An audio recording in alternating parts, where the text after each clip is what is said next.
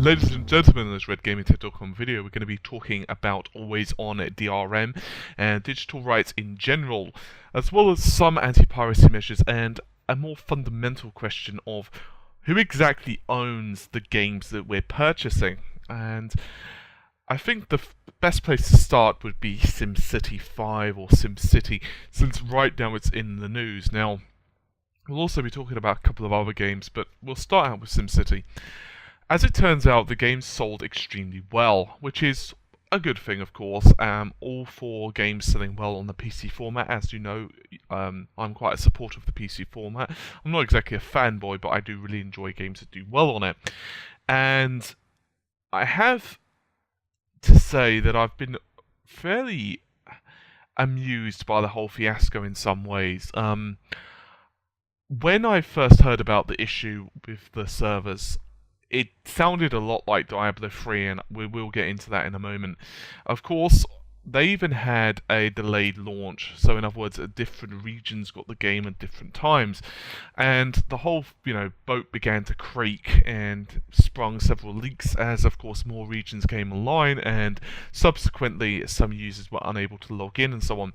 I was even further amused when, of course, the game got hacked, and became completely evident that the game indeed could run a single player without being online. Of course, there were some issues, and are some issues about actually saving the state of your city and so forth, but that's because the game wasn't engineered that way. However, the hacker in question has mentioned that, with some ingenuity it probably could have been done, or probably could be done. And so that just shows that the game, as a whole, could indeed be patched or changed to become a single-player content if so wished. So before we jump into my thoughts on that, let's also talk about Diablo 3. Now, Diablo 3, a lot of people have forgotten this already, but Diablo 3 had a very similar issue on launch, and to be honest with you, it had a bit of a shaky issue, servers crashing and so on, and Blizzard, of course, came under fire. They have subsequently fixed the game, of course, but, the problem I've got is they always come out with the same excuse, and that is, we didn't anticipate demands. To be honest with you, whenever someone says that to me, how could you not anticipate that a game that you've poured millions, quite literally, into, well, marketing, and you've got an established fan base for that game. For example, Diablo. I don't know how long before Diablo 3 was announced that if you looked at any forum, everyone was like, please let there be another Diablo, please let there be another Diablo. And it was, Diablo's got a massive fan base, so of course, when someone announces, should I say, when Blizzard announced another Diablo title, it didn't really take a genius to know that it was going to sell quite well. Okay, it sold probably better than what Blizzard could have anticipated, but even so, it doesn't take a genius to know that your servers are going to get pillaged on launch. It's just inevitable. Everyone rushes on launch day. Another example of this would, of course, be World of Warcraft. If anyone has been around when a massive patch or an expansion indeed is released for WoW, and I use that as an example, it could be various other titles, but I use WoW as I was quite an avid player back in the day, you'll notice that the servers had a habit of just, either massive queue times or latency up the wazoo. I remember on my old server, which I'll rename anonymous on, won't mention it, but there was an absolute ridiculous queue time on it, about 30 minutes, which isn't so bad in theory until you realise that once you come on, you could actually get kicked off quite quickly, and the reason because, disconnects were happening because the server kept falling over, and there was several reboots, and one of those was actually when we were completing Nexaramus. This was back when Wrath of the Lich King was new, of course, and there was around 1 to 1.5 second delay. Now that made the Hygen dance, which if you guys are familiar with World of Warcraft, you'll understand that. If not, don't worry about it. But it's a very movement-intensive area, and although the dance itself isn't really that difficult, when you're trying to avoid fire that crits you for a third of your life or what have you, and you actually don't realize it's hitting you until around a second later, it's not good. In fact, I actually was playing and I was actually DPSing the boss at the time, and believe it or not, I died about 5 to 10 seconds after I was starting to DPS the boss, and it was all because of latency.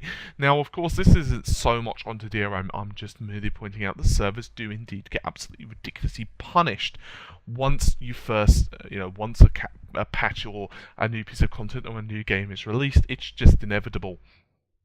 And so, I don't like DRM for this reason. Another point of view, for the Always On DRM, and another reason I really don't like it is, let's say that you have a crappy internet connection, or even let's say you have a good internet connection, but it goes down. Let's say you're playing on a laptop, for example, and you can't get internet access. Okay, there is Wi-Fi and so on, but generally speaking, let's say you're on the move and you can't access anything, or let's say that, as I've said before, your internet goes down in your home, what have you, and that can happen if you're changing ISPs, or my ISP recently, because they've been doing some speed upgrades.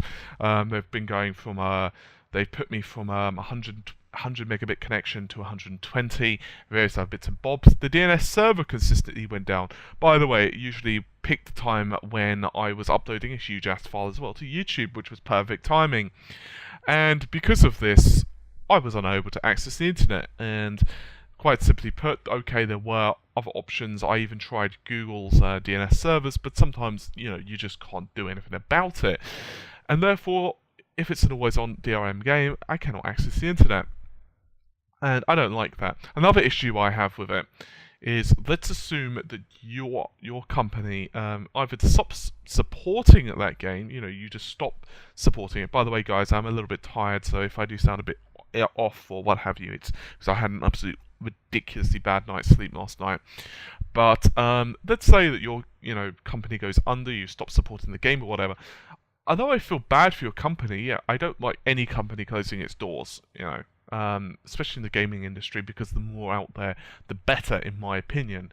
Unless, it's really, really negative company. But generally speaking, I want all the companies to thrive, just as I want all the console manufacturers and PC and everything else to thrive, because I want the industry to grow more. It's only good for the business, so to speak. But what starts happening is, imagine that you've just paid $39.99 or whatever you paid, and then suddenly you can't access your game anymore. As I've said, I feel bad for the company, but I really want to be able to play that game. Now, obviously, there are instances where, say, for example, that company could indeed release a patch and say, hey, this will fix your game so you won't need to worry about it. But still, I just don't really like that. And if it's a single player game, I think there should be incentives to be able to play online, to log in. And by incentives, I mean, for example, you've got your friends to play on, to play with, or maybe there are certain quests, for example, that's better team up with, or maybe you get better rewards, or what have you, or better features, for example, better friends list, better integration, great updates, that type of thing. But even so, now obviously one of the purposes of DRM is to stop you from sharing your game with Jimmy, or from various piracy groups. And don't get me wrong, piracy is obviously bad for PCs. And of course, for the most part, it's actually a lot more rife on PCs, because you don't really need to modify your hardware to be able to pirate. Now, obviously, if you own an Xbox 360, you're probably going to be somewhat aware of how piracy works on it, or at least you've heard of it. I'm not really going to go into it on this video for obvious reasons, but the point of view is that the PS3 is probably a lot harder to pirate for than, say, the Xbox 360. I'm not saying it's impossible, but the PS3 and the Xbox 360 are definitely a lot harder than, say, the PC, because, ultimately it's not that difficult if you really want to. There are a few titles that are pains in the asses, however. Titles like, say, World of Warcraft and Diablo, you can't, because of obvious reasons. There are private servers and stuff on WoW, but to be honest with you, they suck. I mean, I don't really want to play on a private server. I don't play WoW anymore, but regardless. I also have some issues, for example, with Diablo 3. I don't want to maybe play online with Diablo 3. Maybe I just want to play a single-player experience, just to experience the solo campaign, and that's it. And while I understand that the nature of Diablo 3 is that some dungeons are better with other players. I'm not saying they're impossible. Obviously, some content is impossible and so on. But let's say that you just don't want to do that. Let's say you just want to level your character for whatever reason. Why can't you? Obviously, Torchlight does support this, and I'm actually quite a fan of Torchlight.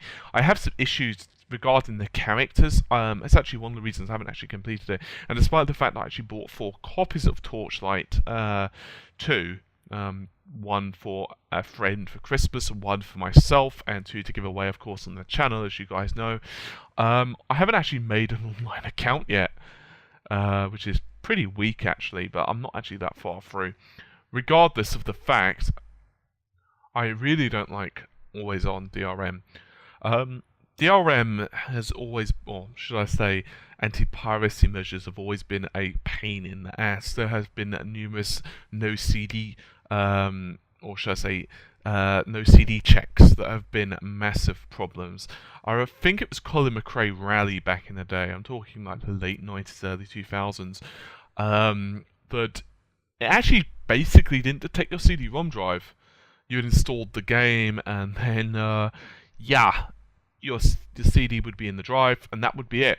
It just wouldn't detect it anymore. I think another issue I have with all of this as well is the clarity of ownership. In other words, it's becoming increasingly more difficult to draw the line of what games you own. For example, if I were to go in store and I was to buy Call of Duty, for example, on the Xbox 360, one of the pluses of that is that I own the game. Now, okay, a lot of games are starting to include the multiplayer only, codes where if you use it, you'll no longer be able to play with your friends. If, say, you were to sell that game on, then, that person would have to buy an online pass and so on. And that's a different topic, but at least they can play the single player locally on that console. The problem I have a lot with the digital rights and general anti-piracy measures now is becoming increasingly tied into account. And while obviously that's good in that the company can indeed stop you from playing online if you were to do really bad things. For example, let's say you were to play WoW and Blizzard were to notice that you are heavily botting and or exploiting to the point of ruining the game experience or deliberately trying to make money off of it. For example, let's say that you've got a massive set of bots and you're just trying to farm to sell gold to people for real life money. I can understand them wanting to block your account from that. That's not fair on anyone. That's not fair on Blizzard. That's certainly not fair on you as a player, for example, because obviously that means you are going to be competing against the resources of, well, it's effectively a robot, or at least artificial intelligence. Now that player can basically go and make a coffee, and that's just not fair, that's not cool, and that ruins the economy, and that's bad, obviously. But what becomes shaky is the fact that Blizzard and indeed Valve have clauses in there where they can terminate your account for no reason. Now obviously they won't. It's not like Gabe is going to be like, who can I pick on today? And he's just like, yep, I'm going to axe this guy's account. Why? Because I don't like his name. It's not like they're going to do that. And indeed, they have made some changes where, as far as I understand it, if they do ban or suspend your account, most games will be accessible online, although you won't be able to play them online, and various other bits and pieces. You won't be able to buy certain pieces of DLC, and certain things will be inaccessible, and you won't be able to redeem certain codes. But still, I'm not 100% comfortable with it. To me, it strikes with the fact that you're not really sure, who owns what.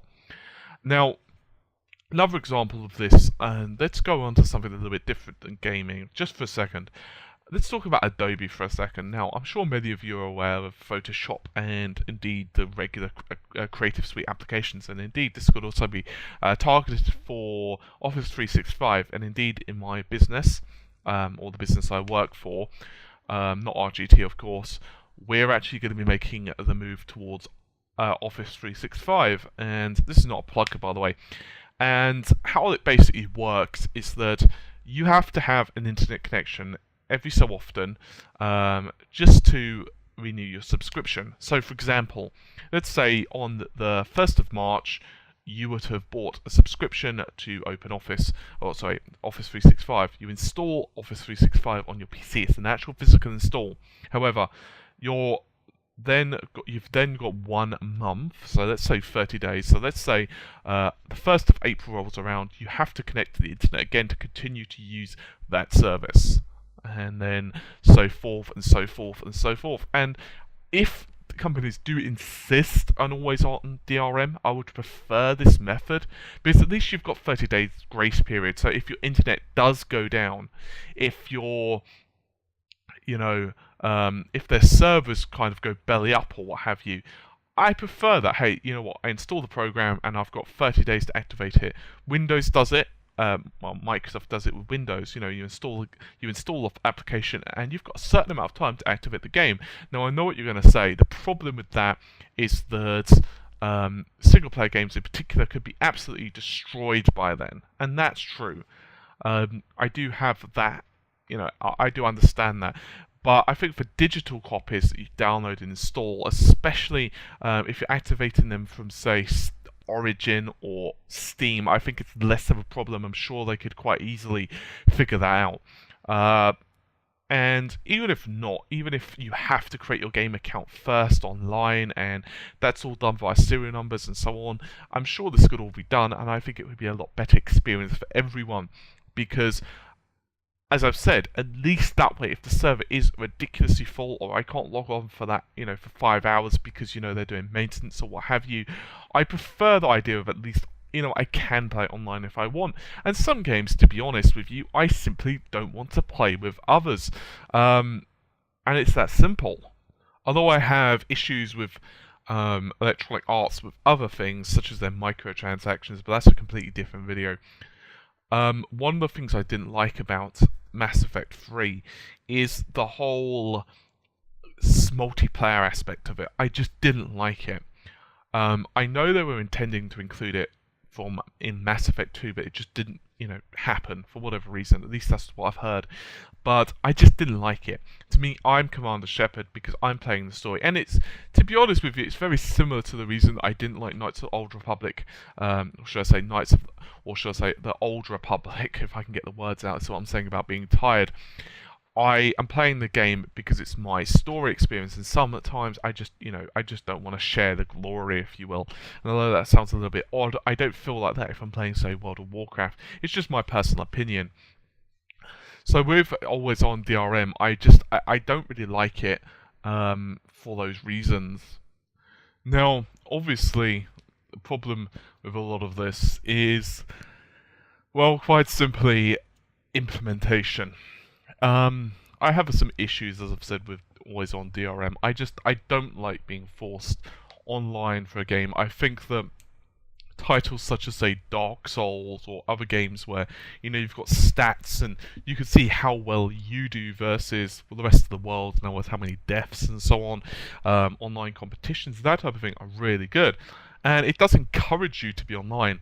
Now, obviously, a lot of companies now are really starting to kind of push the idea of an always connected community, and Blizzard are guilty, and I don't mean that in a bad way. I'm just saying that they are really heavily into that, and personally, a lot of the time, I don't really want to do that. I want to just do my own thing. And while obviously I may be alone in that, or in the minority of that, I still think it's important to cater towards it.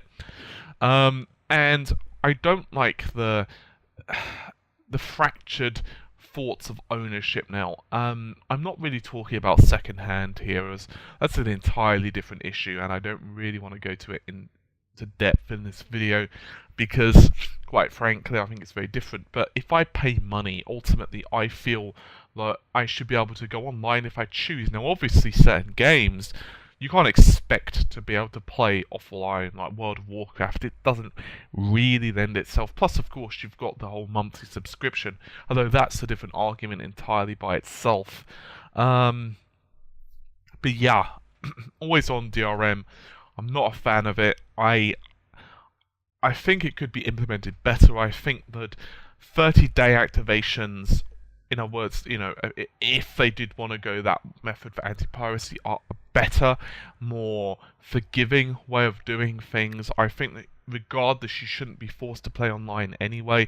You know, it should be up to you, especially if you just plain don't want to, for whatever reason.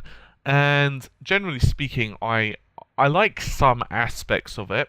Of I do like some aspects of the social integration, for example, of Steam. Um, Steam is very cool, and I really like the sales and everything else about it. But the main reason I like it is I can just go offline should I so wish. And I think that really, if you're paying money for the game, you should be able to play it pretty much however you want. And as I've said before, the doubts of ownership now are becoming really difficult to kind of justify to me. Um, it used to be back in the day where you would walk into a store and you would buy a game, whatever that game would be, whether it be on your Genesis slash PlayStation or whether it be on your PC. You would go in, you'd buy it, and that would be it. It would be yours, and that's it. For example, I still have my original Half-Life CD and my original Quake 2 CD and so forth.